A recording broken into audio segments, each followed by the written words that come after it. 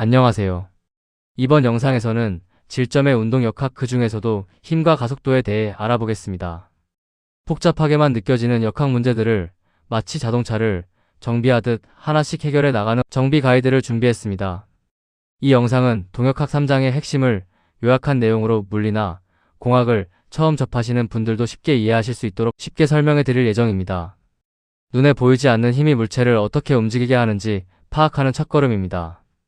다음 페이지부터 본격적인 내용을 시작하겠습니다. 역학 정비소에 오신 것을 환영합니다. 여러분의 동역학 문제 해결력을 수리해줄 역학 정비사입니다.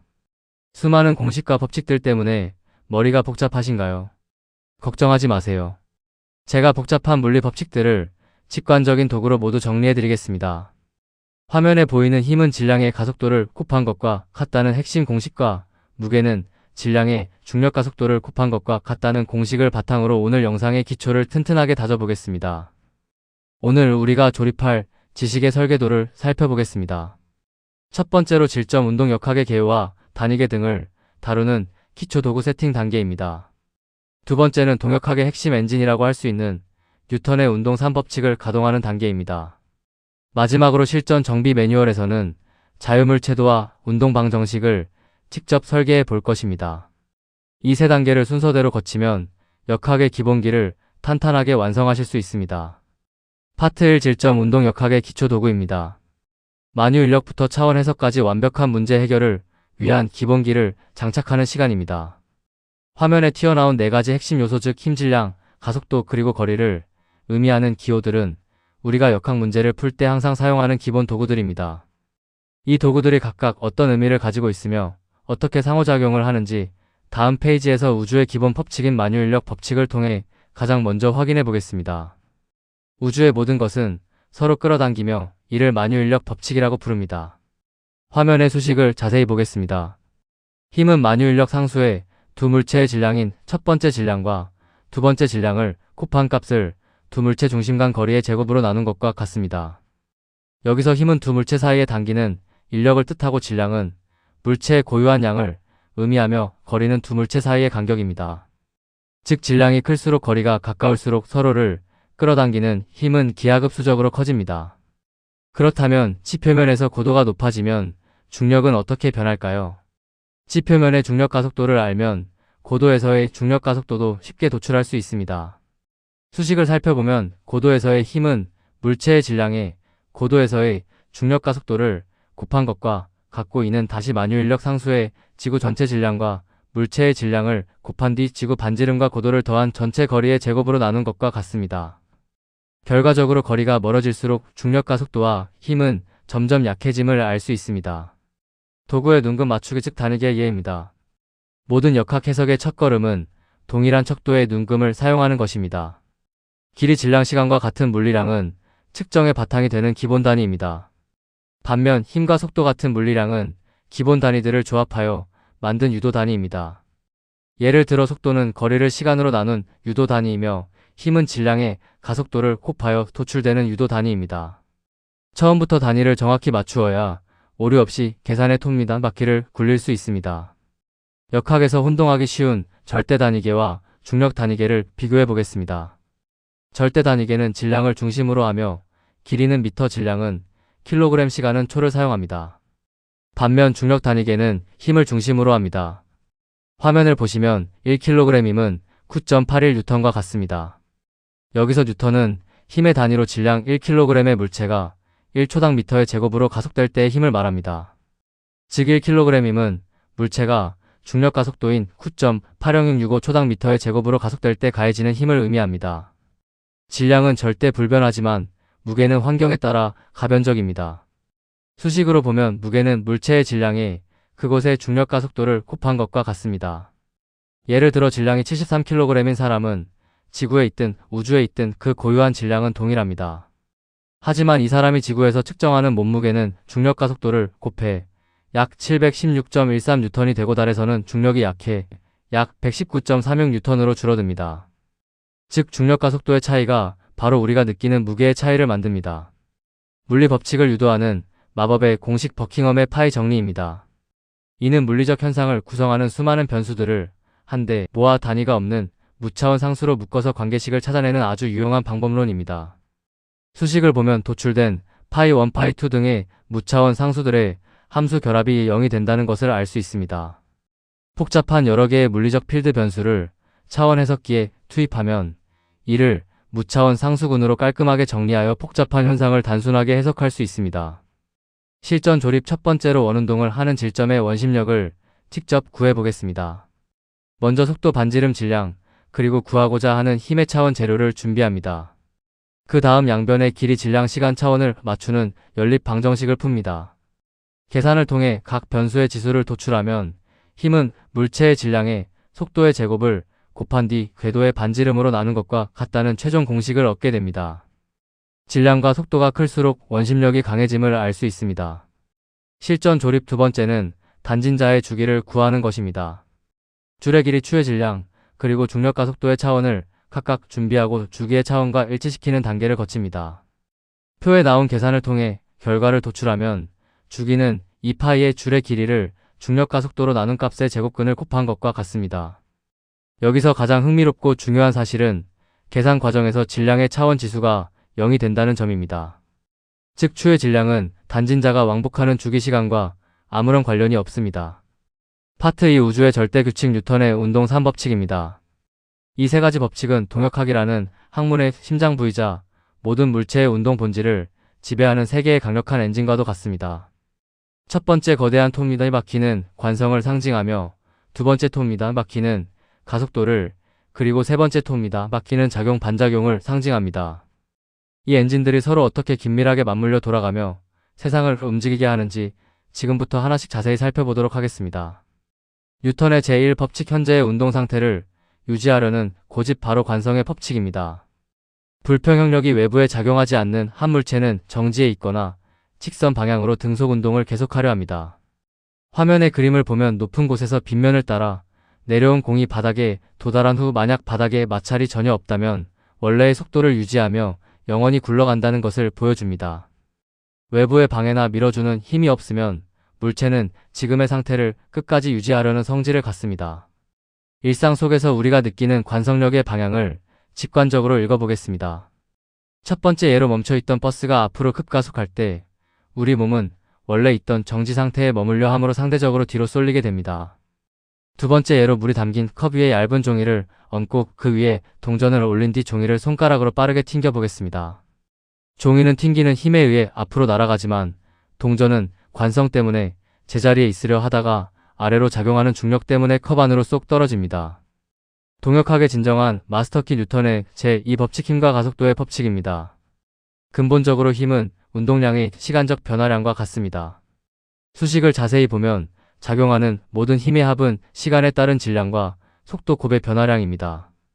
만약 물체의 질량이 변하지 않고 항상 일정하다면 질량의 시간 변화율이 0이 되어 복잡했던 첫 번째 미분항은 사라집니다. 그 결과 우리가 역학에서 가장 많이 사용하는 위대한 방정식 총 힘의 합은 질량의 가속도를 곱한 것과 같다는 식이 완성됩니다. 여기서 운동 방정식의 핵심인 질량의 진짜 의미를 명확히 짚고 넘어가겠습니다.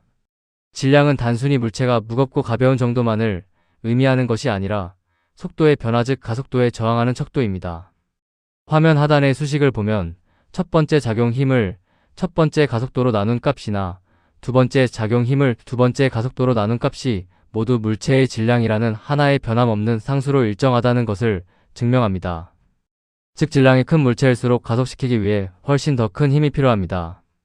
제3법칙 우주의 힘은 언제나 쌍으로 존재한다는 작용과 반작용의 법칙입니다.